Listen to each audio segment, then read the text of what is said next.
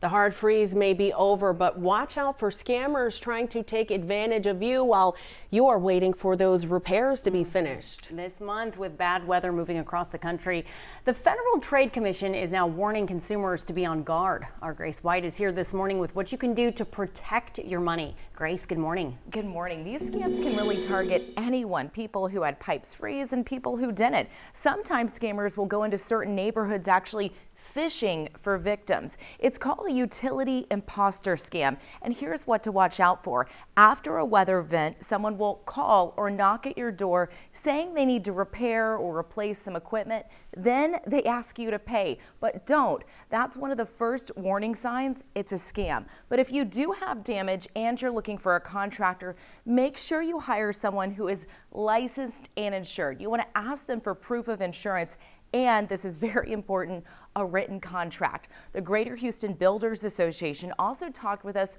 about why it's important to check those references. In a city as big as Houston, there's thousands of contractors, different people that can do this kind of work. So the main things you want to look for, ethical contractors in the business, is the first thing and foremost, check their accreditations, make sure that they're legitimately a plumber or whatever it is that you're needing. And here's how you can check a plumber's license in the state of Texas. Go to the Texas State Board of Plumbing Examiners. Here's their website. All the way at the top here is the public license search. You're going to hit that button, and then this page will pop up. You can actually type in their name and hit search again.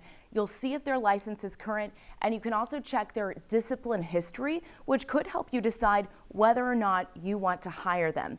And finally, do not pay in cash. It's hard to track. You know, we get calls from people all the time asking for help. I talked to a guy last week who said, Grace, I'm looking for help. I had some repairs I'm not happy with. He told me he paid in cash and doesn't have any sort of receipt. So it's really hard to track those purchases and hold people accountable. So if people are asked to pay up front, I know you just mentioned not to, but if they do, should someone just walk away? Should they, you know, if it's just like a down payment situation, what should those folks do? Yeah, it's a good question. We get that all the time. And the Builders Association said, you know, if they're asking for money for materials up front, that's reasonable. But if they're asking for a large sum of money or to pay for the whole project before the work is done, those are red flags to watch for. That's your tip. All right, Grace, thank you so much. Very important information.